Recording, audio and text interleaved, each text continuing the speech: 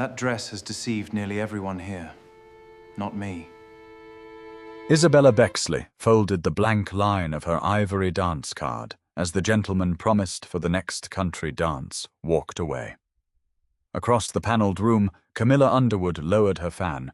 No one needed the rest explained. At the open terrace doorway, Lionel, Duke of Inglefield, looked at Isabella's deliberately ugly ash-brown gown and said, "That dress has deceived nearly everyone here, Miss Bexley, not me." The violins faltered. The set formed around the empty place beside her. Isabella knew what the room wanted: a laugh, a bright excuse, anything that made her humiliation easy to forget. The smile came by habit. She closed the card. The set need not wait for me. Lionel did not cross the floor to replace her partner. Would you prefer the terrace? I can walk with you, or merely leave the door open. If he took the vacant place, his kindness would become the story. An open door left the decision with her. The terrace, Your Grace. Trees, at least, are less likely to change partners. She walked out first. He followed. Behind them, the music resumed without the little drama of gallantry the room had expected. The last summer light lay over the lawn. At the balustrade, Isabella said, "You were rather direct about my gown." "I beg your pardon. I suspected it was meant to discourage notice." Her hand tightened on the folded card. Lionel glanced toward the room. "They waited for you to make their discourtesy pleasant. Pleasantness is useful in my employment. Useful is not the same as owed. If you were arranging that room, what would you change?" "The game," Isabella said, "not the person left standing." His interest sharpened. In 4 weeks, Inglefield would hold its village fête, where tenants, tradesmen, household families, and county guests were expected to enjoy themselves while carefully remaining apart. Would she help him arrange it differently for pay? "My fee remains mine if I refuse your ball." "Yes. And if your traditions are foolish, I may say so. I shall attempt to survive."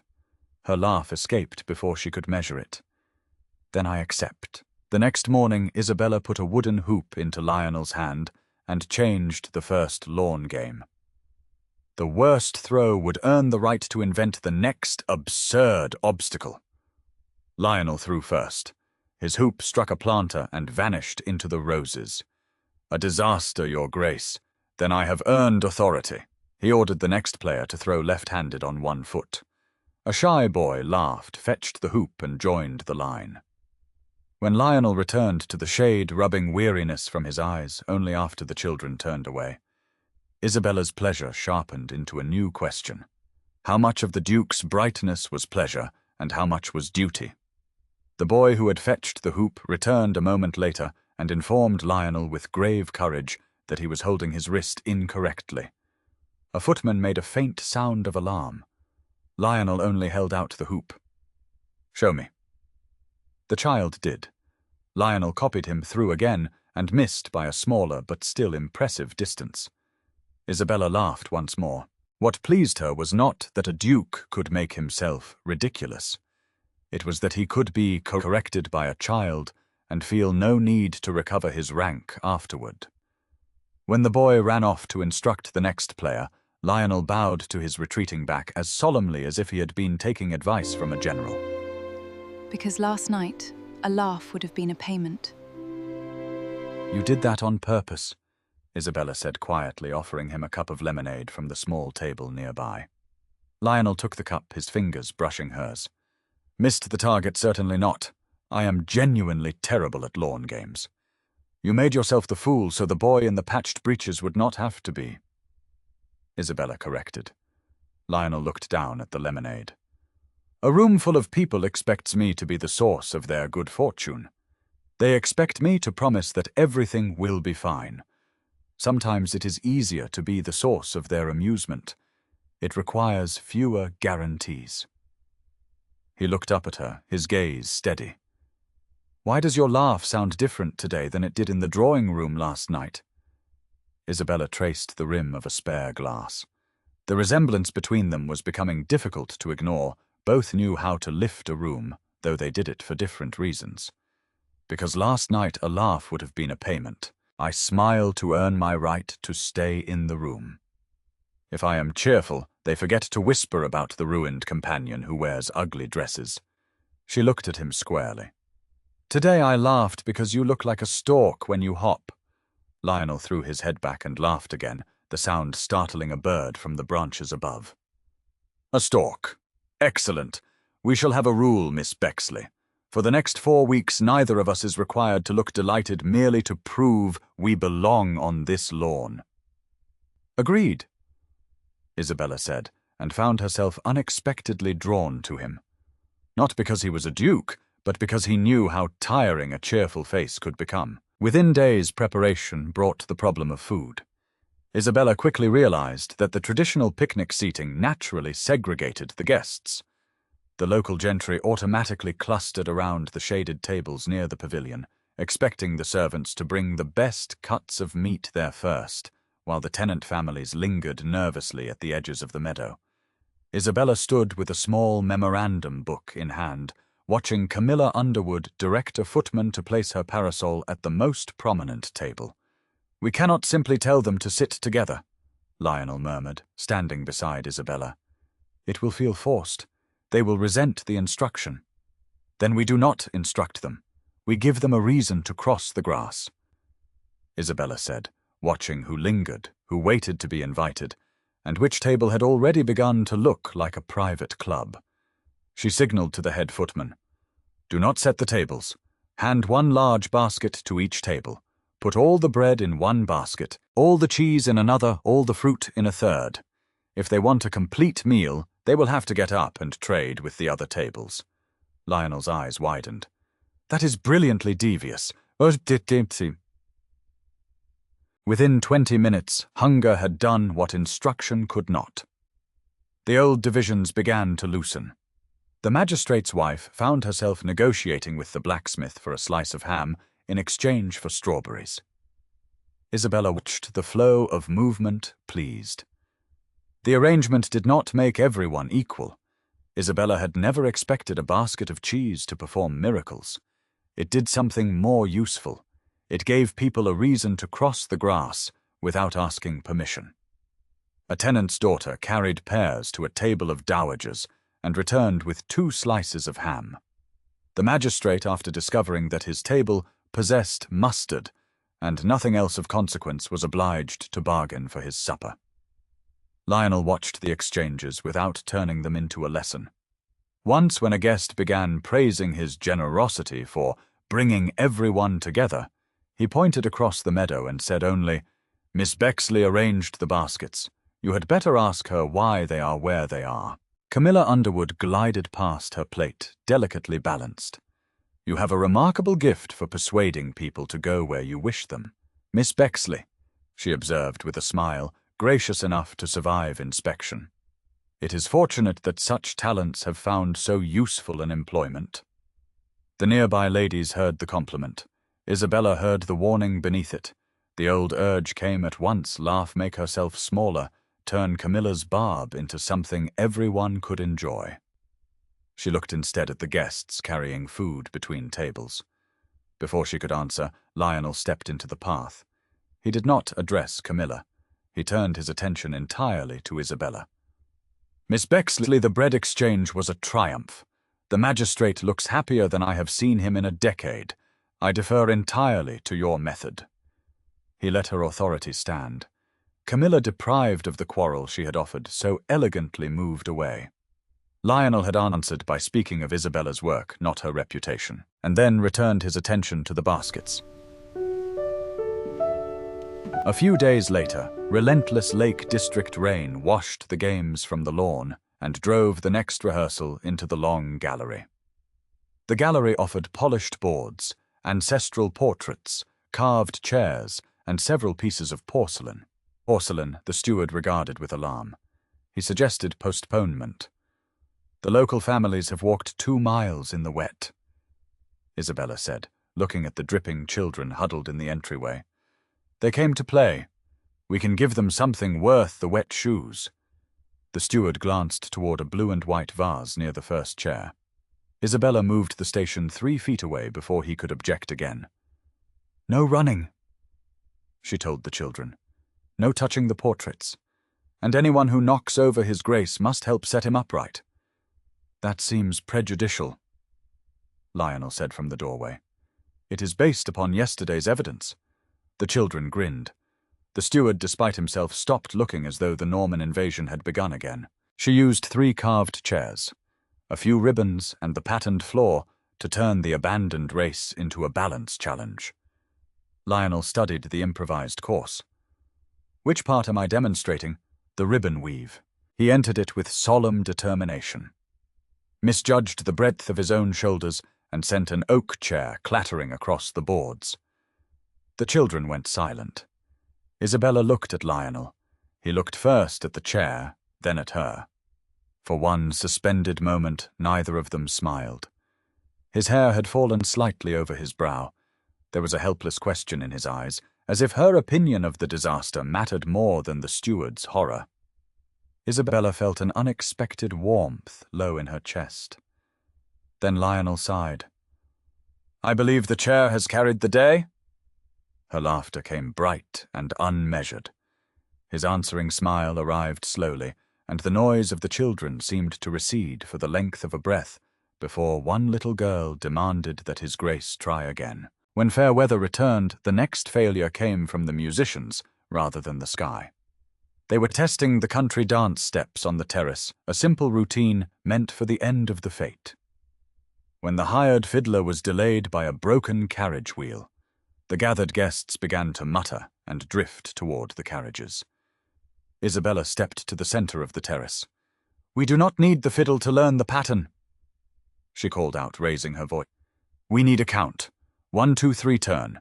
If we can hold the pattern without the melody, we win the game." She started counting aloud, clapping her hands to set the rhythm. 1, 2, 3, step. Lionel took the place opposite her and matched her count without attempting to correct it.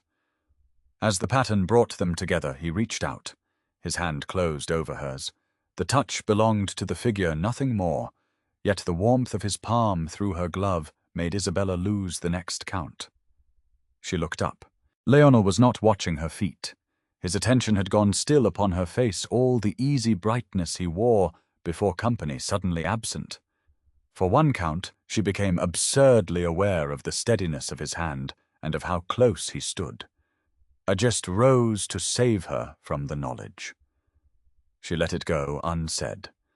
Their joined hands remained where the figure required them, and Lionel for once offered no bright remark of his own. "I think," Isabella said, her voice slightly breathless, "that is enough rehearsal for today." She did not pull her hand away immediately, and Lionel let her dictate the end of the touch. As the 4th week closed, the fête was fully planned. The estate was quiet, the servants clearing the last of the supper dishes from the small dining room where Isabella and Lionel had been working over lists. There were no crowds, no children to entertain, no rumors to dodge. Just the two of them sitting at opposite ends of a polished mahogany table, the remains of cold chicken and bread between them. Isabella was tired past wit. She began one light remark about the seating list, heard how false it sounded, and abandoned it. Then she ate a piece of bread in silence and let her shoulders fall. Lionel watched her. He did not offer an encouraging word. He did not tell her it would be fine. "I sometimes wish," he said quietly into the dim room, "that I could disappoint everyone at once. Just tell the county that I am tired, that I have no solutions for their grievances, and go to sleep for 2 days." Isabella looked at him. "Why don't you—" "Because if I stop being the man who provides hope, I am not sure what use I am to them." Isabella understood that fear completely. She looked down at the sleeve of her ash-brown dress. "I wear this color," she said softly, offering him a truth she had never spoken aloud, "because 3 years ago a gentleman openly accused me of encouraging advances I had not encouraged. I was a companion. He was an earl's son. The room believed him. They said my face was an invitation, that I used my appearance to hunt above my station." She traced a finger over the table's grain. "If they call me plain and dowdy, I keep my employment. If they notice I am beautiful, I become dangerous. I chose to be invisible." Lionel's jaw tightened. He did not offer pity. He offered anger on her behalf. "The world is entirely foolish," he said, his voice hard. "Your dress does not hide you, Isabella. It only proves the blindness of the people around you. You should not have to carry their guilt." It was the first time he had used her given name. The quiet intimacy of it mattered more than any compliment could have done. He understood why she had chosen the dress, disliked the necessity, and did not ask her to change it for him. But the next morning, Lionel's idealistic nature betrayed him. The final planning committee was meeting in the morning room. Camilla Underwood was present, inspecting the final guest list for the ball that would follow the daytime fête. "It is all very charming, Your Grace," Camilla said, tapping her fan against the paper. "Miss Bexley has certainly proved how much may be accomplished by a companion who understands where she is most useful. I trust the evening arrangements will be equally well understood." The words were polished enough to pass for civility. Their meaning was not. Lionel stood. His worst generous impulse, the wish to promise a better world simply because he wanted one, outran his judgment. "Miss Bexley is not merely useful, Mrs. Underwood," Lionel declared, his voice ringing with absolute authority. "She is the reason this week's arrangements have succeeded. By the time the county ball concludes, I assure you, every sensible person in this district will understand her true value. They will not only welcome her, they will compete for her presence." Isabella, standing by the window, felt the blood drain from her face. He meant to defend her. Isabella heard something else, a promise made over her head with her as the evidence. In a single sentence, he had turned her from a woman doing useful work into a cause the room was invited to judge. The old habit returned before she could stop it. Isabella put on a brilliant, painful smile. "His Grace has given me a very ambitious guest list to please," she said, her voice light and musical. "I had best double the table checks and rehearse the musicians again. We must not let his prediction fall short." For the next 6 hours, Isabella worked past sense. She checked linen, already checked moved flowers that required no moving, and greeted every arriving family, as though her cheer might settle the matter Lionel had raised. By late afternoon, the smile hurt her face. His promise had become another task she was trying to complete. Her hands had begun to tremble by the time she found Lionel in the library, bent over the final household lists. She walked in and shut the door. She did not smile. She did not use banter. "I need the rest of the day free," Isabella said, her voice entirely flat. "And I need you to stop." Lionel looked up, startled. "Stop what, Isabella? The arrangements are perfect." "I do not want you to make the county love me," she said, gripping the edge of his desk. "I spent 3 years trying not to become the subject of every room I entered. This morning you put me in the middle of one and promised them a result. You made my reception answer for your influence." Lionel went still. The answer did not come quickly, which Isabella trusted more than an instant defense. He offered no excuse and did not ask her to admire his intentions. "You are right," Lionel said quietly. "I spoke as though your good name were mine to settle. It is not. I am sorry." He stood up, walked past her, and opened the door. He called the remaining committee members into the hall. Camilla Underwood looked expectant. "I spoke out of turn this morning," Lionel said clearly, his usual expansive cheer gone. "I cannot promise whom this county will esteem, and I have no right to command it. I retract what I said. I can answer only for my own conduct." He looked back at Isabella. "Miss Bexley's work remains within the terms we agreed. If she says she has done enough, I shall hear her. If she wishes my company, I shall give it. If she wishes quiet, I shall not intrude. The fête will proceed exactly as planned." He had reduced the promise to his own conduct, the only part of the matter he had any right to command. The pressure behind Isabella's ribs eased. "Thank you," she said. She went upstairs, drew the curtains, and slept until nearly supper. She woke near supper with the heavy confusion of someone who had meant to sleep for 20 minutes and lost several hours instead. No maid had come to summon her. No note had been pushed under the door asking where the ribbons belonged or whether the supper tables could be moved. From the corridor she heard two servants discussing the next day's work with perfect unconcern. The house had not stopped because Isabella had. When she looked at her memorandum book later, the tasks she had abandoned were simply completed in other hands. Lionel had not altered her arrangements, added her name to a new duty, or sent a message asking whether she was better. The absence of interference was so unusual that she almost laughed at it. I should like 5 minutes beside one person who does not require hope from me. When she came down the next evening, the house was quiet. The fête was 2 days away. She found Lionel sitting alone in the long gallery, staring out at the darkening lawn. The energy that usually radiated from him was absent. He looked tired enough to have forgotten how to disguise it. Her old instinct told her to enter with a joke ring for tea and make the room easier for him. Isabella walked in, sat in the chair next to him, and said nothing. She let the silence stretch. She let him be tired. She did not fix it. After 5 minutes, Lionel turned his head. "I wanted to make the world worthy of what I saw in you," he said softly. "I understand now that I only found another way to put you before an audience." He rested his elbows on his knees. "I should like 5 minutes beside one person who does not require hope from me." 5 minutes? Isabella said, her voice entirely serious. "Sounds almost indecently luxurious." They sat in the quiet until it no longer felt like an absence that either of them was obliged to fill. Isabella looked down at the small ivory dance card she carried in her pocket. The new one issued for the ball. She pulled it out. She took the small pencil attached to the silk ribbon. She opened the card. Beside one of the later waltzes, she wrote the name Inglefield in her neat script. She held the open card out to him. "Would your Grace like to discover whether he can follow instructions twice in 1 month, because I would like to dance with you, not because this house requires it, because I want to." Lionel looked at the card, then up at her face. He didn't make a grand declaration.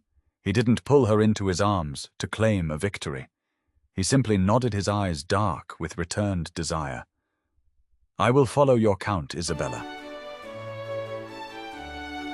The day of the fête arrived bright and windy, and by late afternoon the meadow held the disorder Isabella had hoped for: children carrying ribbons between tables, tradesmen laughing beside county gentlemen, and no single-shaded pavilion claiming the best of the meal. As the sun lowered, servants began clearing the lawn for supper, and the closing ball waited inside the Inglefield rooms. Isabella stood in her bedchamber looking at 2 dresses laid out on the bed. One was the ash-brown armor. The other was a beautiful, simple blue muslin that Delia had gifted her months ago, which fit perfectly and brought out the brightness of her eyes. A knock at the door revealed Delia looking grim. "Camilla has been very industrious this afternoon," Delia said. "She has reminded anyone willing to listen that you devised the basket exchange, that His Grace publicly deferred to you over it, and that he has scarcely concealed his admiration since. According to her, the brown gowns were never modesty at all.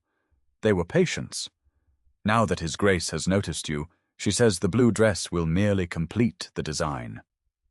There it was, every harmless thing connected into a pattern Isabella had never made. The rumor had merely changed its coat.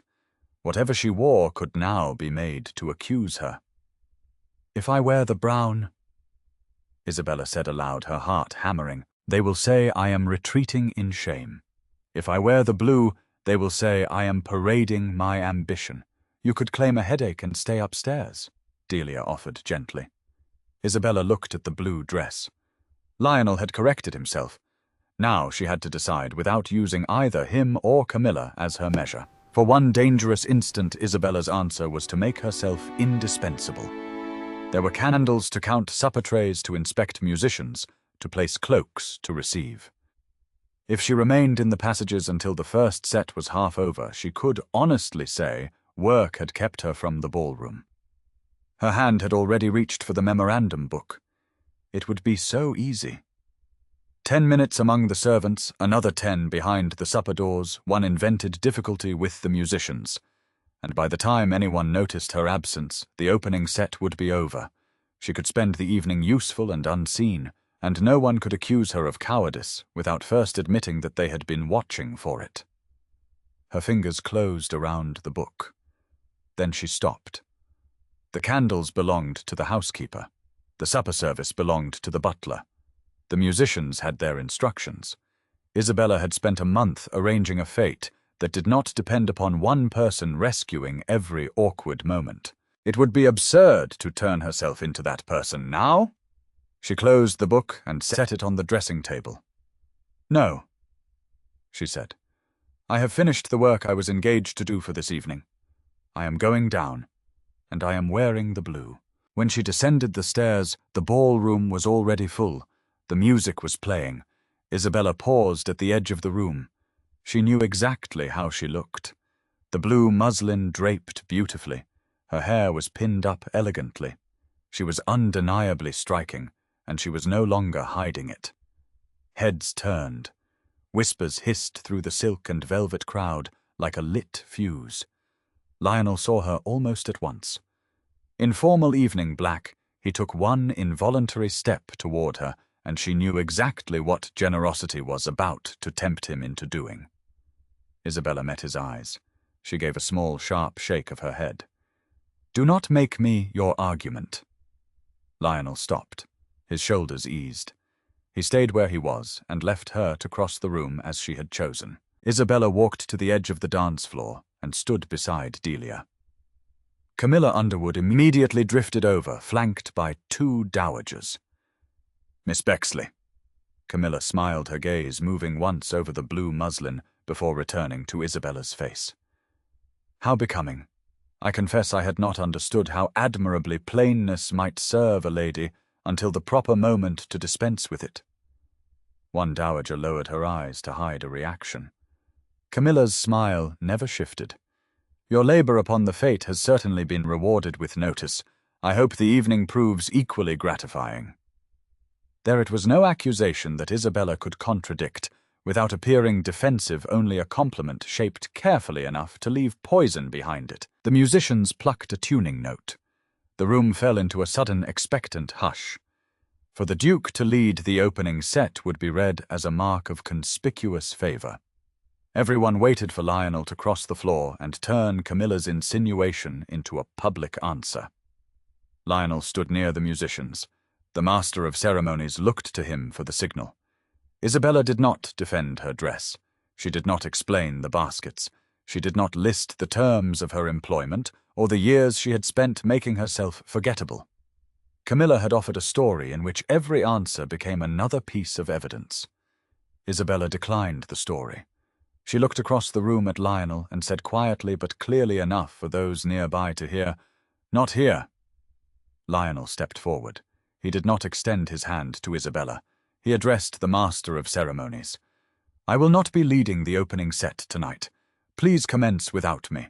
A dance is meant for pleasure, not to decide a lady's character." He gave Isabella one brief acknowledging bow and stepped back. Camilla's gracious smile held for half a breath too long. Then her fan snapped shut. No applause came. The musicians, after one uncertain glance at their leader, began the set without the Duke. Isabella turned away from Camilla, ignoring her completely, and walked toward the open terrace doors. She stepped out into the cool night, the exact place she had fled to 4 weeks ago. She walked down the stone steps onto the dark, quiet lawn, the music spilling out behind her, muffled and irrelevant. The terrace was not hidden from the house. Light from the open doors reached the upper steps, and Delia remained near the threshold, with 2 older ladies close enough to satisfy propriety, and far enough that no one could hear a private sentence unless invited. Isabella was not fleeing into secrecy. She was choosing the distance at which the room could no longer turn her into entertainment. She did not want a triumph before witnesses. She wanted what was hers. Footsteps sounded on the stone. Lionel emerged from the light and walked down to the grass. "The grey gown never hid you from me, Isabella," he said softly, stopping a few feet away. "And the blue does not change you.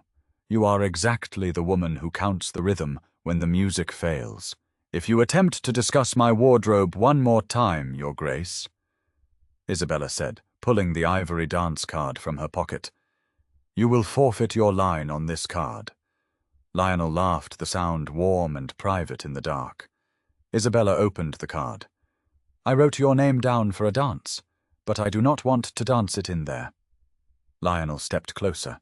The moonlight caught the intensity in his eyes. "Where do you want it?" "Here," Isabella said. She reached out and placed her hand on his shoulder. Lionel set one gloved hand lightly at her waist and waited for her count. When Isabella gave it, they began to move across the terrace stones, the violins softened by distance.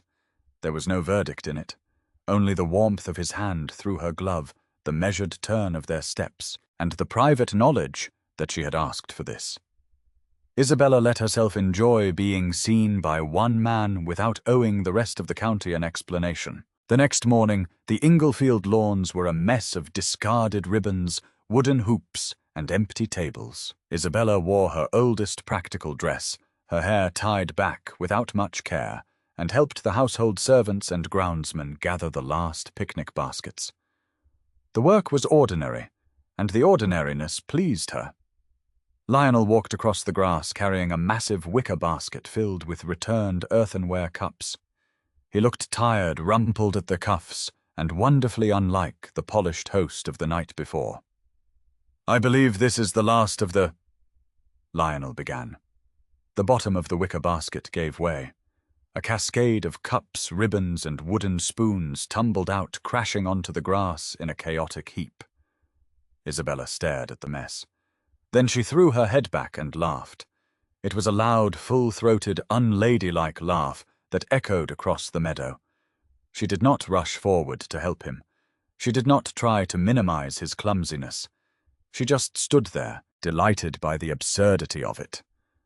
Lionel looked at the pile of cups. He looked at Isabella laughing at him. A slow, deeply affectionate smile spread across his face. He knelt down on the grass, beginning to gather the cups himself. "Hope, hope," he noted dryly, tossing a spoon back into the broken basket, "appears not to mend wicker." Isabella wiped a tear of mirth from her eye. "It does not." Lionel picked up the last cup, set it in the broken basket, and stood. The humor in his face settled into something quieter. "Your 4 weeks end today, Miss Bexley," Lionel said. "Your fee is yours as agreed, and my post with Mrs. Mowbray continues," Isabella said. "Her carriage leaves after luncheon." Her heart gave one slow, heavy thump. "Then tomorrow I shall have no excuse of employment at all," Lionel said. He left his hands at his sides. "May I call on you at Mrs. Mowbray's house, not as the man who engaged you, but as a man asking whether you will allow him to court you?" A call under Delia's roof was not a marriage settlement, nor a promise that the county would fall silent. It was only a beginning properly asked for, which was precisely why Isabella could consider it, without surrendering anything she had earned. Isabella had already decided what she would do with part of the fee, keep it untouched against the day she chose a new household. That knowledge steadied her. Whatever answer she gave Lionel would not decide where she slept next month, or whether she could afford to refuse an unsuitable post. I was asking for a place in a future she was already building, not offering to purchase one for her. Isabella looked at the man who had seen through her armor, who had learned to stop promising the world and started promising only what he could give.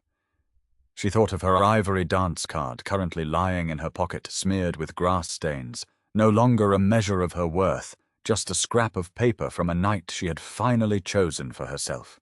"You may call on me, Lionel," Isabella said, the morning sun bright on her face. "But you will have to survive the fact that not everyone in the county will approve of your choice." Lionel glanced down at the broken basket between them, then back at her. His smile was warm, but there was no grand promise in it now. "I have quite finished making promises for the county," he said softly. "Tomorrow I shall only promise to call and hope you laugh at me again."